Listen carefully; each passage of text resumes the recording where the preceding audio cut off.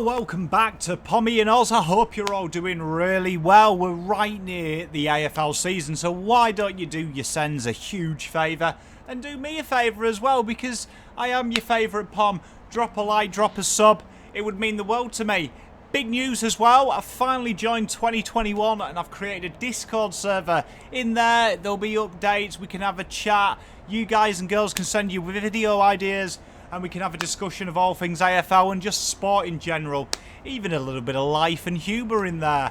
You know, life's too short, let's have a bit of fun. And today what we're doing is we're doing contested centre clearance beasts. We're doing the animals of the AFL. The real rough, tough, rugged people. You know, the ones that make Neymar look like the aquatic diver that he is. We're talking proper sports stars today. Proper heroes of the game.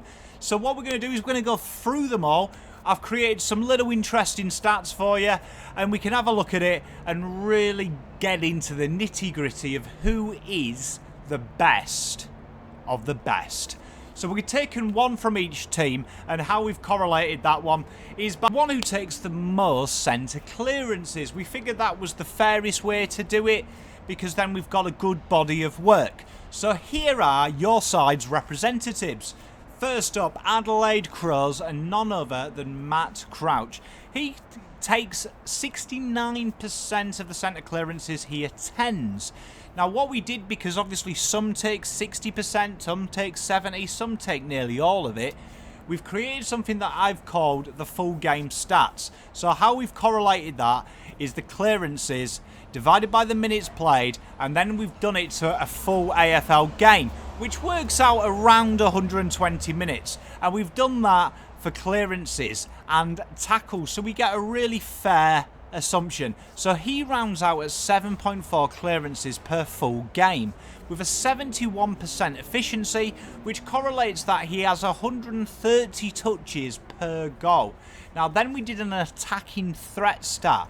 Now that is goal assists, inside 50s to marks, goals, score involvements, combined to create a number that goes up to 100. And he is a 71.2. That's really high. You can see he's the big baller there. And then we did the tackles per full game, and that is also 7.2. Real impressive numbers from Matt Crouch, and for me, someone that is only known as a disposal merchant, he has got a lot of skills and gifts. Next up is reigning Brownlow medalist, and you know, he's a good looking rooster, isn't he? Lockie Neal. Now he attends 90% of the centre clearances. That gives him 6.9 clearances per full game. 72% efficiency, averaging a goal every 67 touches, which is really good work. An attacking threat ratio of 59.4 and 3.9 tackles a game. Not known for his tackling as old Neil, but he does snag a few times. Very good footballer, and you can see why he's highly rated. Up next, none other than captain of my beloved club, Hercules himself, Paddy Cripps. 85% of centre clearances Mr. Cripps attends, and it's no wonder that, you know, he has to have Rico on his shoulder when he does that much. 8.3 clearances a game per 120 minutes played. 67% disposal efficiency. A lot of people bag him for his disposal efficiency, but he ain't far behind. Impressive here, 48 touches per goal. Attack threat though of 46.2, and he gives him 6.6 tackles for every 120 minutes played. Collingwood Football Club, Taylor Adams, 76% centre bounces attended last year, 7.3 clearances per full game, 64% disposal efficiency, 48 disposals like Mr. Cripps per game per goal.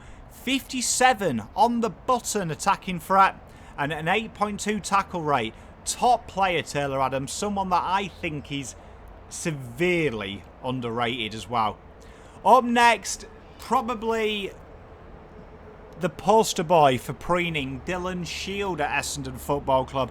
80% of centre clearances attended. 5.1 clearances per game. He's a little bit behind these competitors. However, for someone that is known as a turnover king, better efficiency and the same efficiency as Cripps, we've got to remember that, and better efficiency than Taylor Adams. 87 touches per goal, 59.3 attacking threat, 5.3 tackles. So you can see there, he gets called a butcher, and everyone says as well that he shies away and skirts away from trouble, getting more tackles than a reigning Brownlow medalist. Fremantle Football Club next. Now this might surprise a few of you. Caleb Sarong with a staggering 67% centre clearances attended. For such a young player, he was the leader for midfielders last year for Fremantle.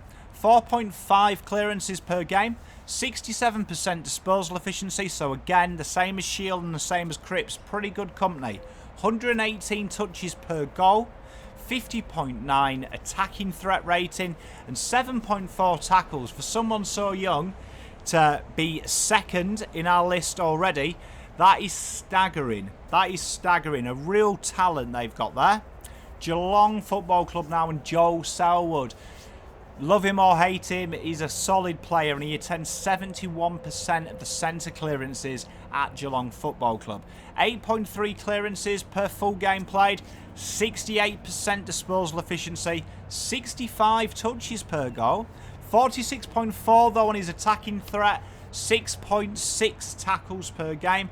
Staple, and he's not getting any older, but his responsibility stays the same. Full credit to him.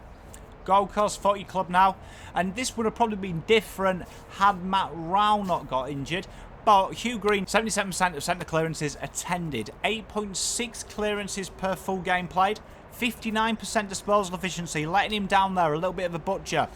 101 disposals per goal, 44.7 on the attacking threat. He's a more defensive role, that's telling us, and 10.8. That's 10.8 tackles per full game played. It's a phenomenal effort, that. Now, it is worth noting as well that the attacking threat, anything over 50 is stellar. Is stellar. AFL average for a midfielder is around the 45 to 50 mark. Anything above that is really good. Or it's indicating to us that they're a real defensive role. And then we'd usually expect to see tackles improving that. You're trying to look for a well spread though. Someone who finishes in the middle is the most complete. Now GWS next, we've got Jacob Hopper. He attended 75% of the centre clearances last year. 7.3 clearances per full game played with a 63 disposal efficiency. Real solid numbers then.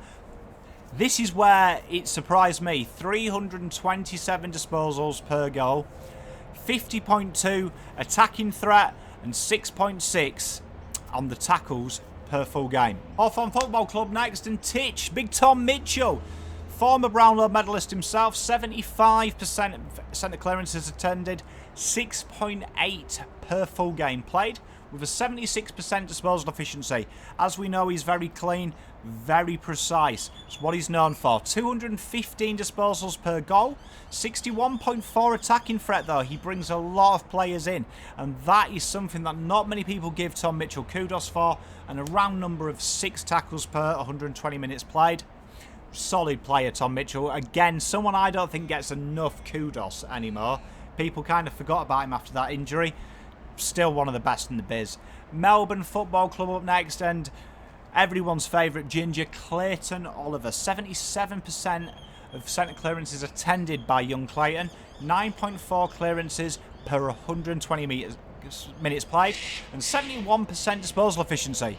142 disposals per goal is something that he's not known for, and a 63 attacking threat though. What he might lack in goals, he makes up around him. 7.9 tackles a game. Real solid numbers from old Clayton. North Melbourne next now. Jai Simkin, 73% centre clearances attended in 2020. 6 clearances per game, 68% disposal efficiency, averaging a goal every 57 touches, which is really, really good. 54 attacking threat, 5.8 tackles. Again, another player that, really is, I would think when we look at this next year, them numbers will be a lot bigger as well. And also probably a victim of where North Melbourne are. Port Adelaide, Travis Boak, 68% centre clearances attended with a 7.8 clearance per full game played. That is staggering if he played the full game. 68% disposal efficiency, 55 touches per goal, which is phenomenal.